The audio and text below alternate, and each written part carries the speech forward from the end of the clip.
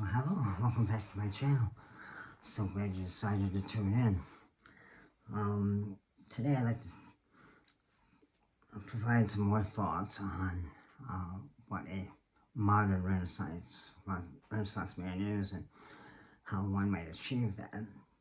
So for me, it's an interesting mental exercise to compare uh, Renaissance men of today as opposed to Renaissance men of ages past.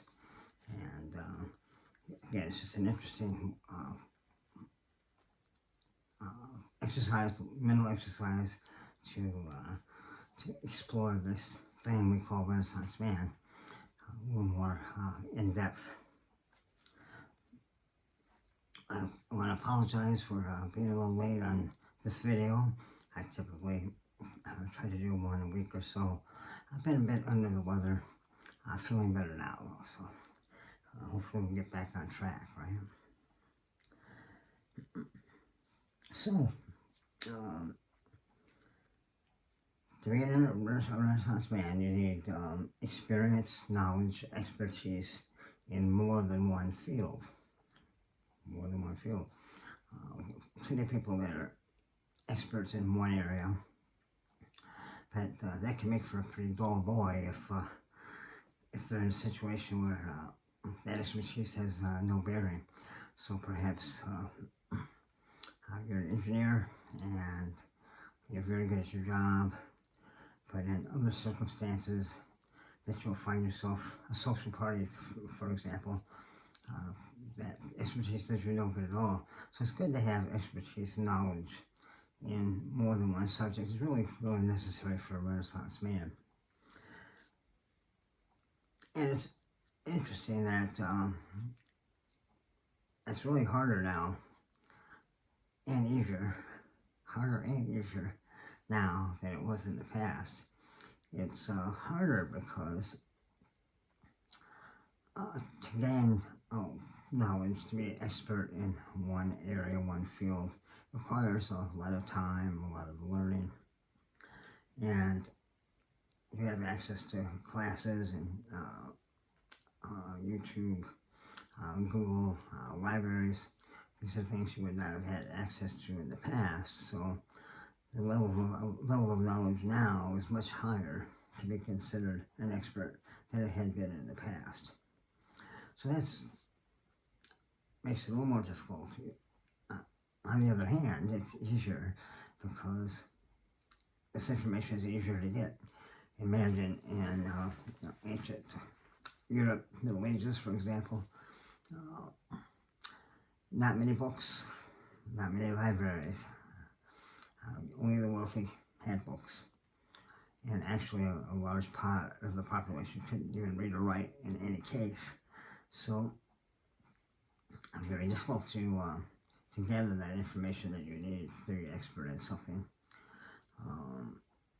Much easier now, right? We have the wonderful YouTube, colleges, classes you can take online,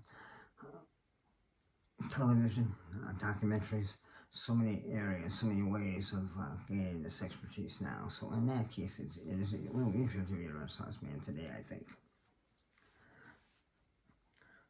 In any case, remember it's important to embrace lifelong learning. Embrace that. Also might call it continuous improvement. Something that if you're in manufacturing, you're very aware of.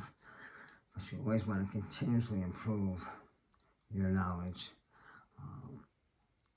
your processes. And that happens if it takes a mindset. It takes a mindset that you're not completely satisfied with where you are right now. You know you can get a little better. So that forces you then, forces maybe not a good word, promotes you. It gives you a need and a want to increase your knowledge because you're not satisfied with where you're at. That's a good thing. Of course, you want to develop both creative and critical thinking, both sides, science and art, both sides. So you want to try to find areas that interest you in both cases. What areas of science, again, perhaps it's you just like doing crossword puzzles. I don't know, or something in your field. You know, as I said, perhaps an engineer. But then you should have also some knowledge of an area in what might be considered the arts, ballet, opera, um, paintings, whatever that might be. But it's wine. Anyway, those kind of things that you want to also have knowledge in, besides one area, just besides left or right brain, but besides just one side of the brain. You want to stay physically active. So Renaissance man is expected to have that bearing about them where they are physically dangerous if necessary, or could be. And if you're frail, weak, which can happen with age and illness, I understand. But still do your best, right? Continuous improvement, regardless of where you are in life. Continue to be physically fit as you can. Very important. You might be able to communicate. So, are you a good writer? Are you a good speaker? A Renaissance man needs to be able to do that. Otherwise, why would people be in your circle if you can't communicate with them? Why would they be interested in what you think about if you can't communicate that with them?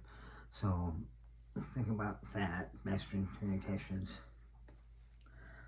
And finally, of course, be humble and open-minded. Again, you never tell someone else that you're a Renaissance man. You never walk up to a person and say, "Oh, I'm a Renaissance man, by the way." Awful. It's awful. You need to be humble, open-minded. If those things are true, then people will begin to recognize you as a Renaissance man, and that's how it will happen. Again, it's meant as a compliment, and it's a worthy goal to strive for, certainly as a man. So be open-minded and humble. Okay, so a modern Renaissance man is a leader, is a source of knowledge, a counselor, and is well respected. Again, these are things that you can strive for, wonderful goals for you as a man. Again, we have our 5 characteristics. If you have not written these down, you should. 3x5 cards are good for that. 5 characteristics of a Renaissance man are: you're well-groomed, you're well-spoken, you're well-mannered, well-dressed, and have a well-rounded education. 5 characteristics that you must have to be a Renaissance man in today's world. I should have mentioned this up front. My apologies. Throat cancer is left me with a voice that can be difficult to understand, so please use your closed caption feature on your device so that you don't miss anything.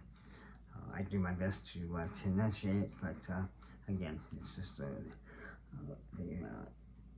physical remains of having been treated for throat cancer with radiation and chemo and surgery. Things that the throat aren't really happy with. Okay.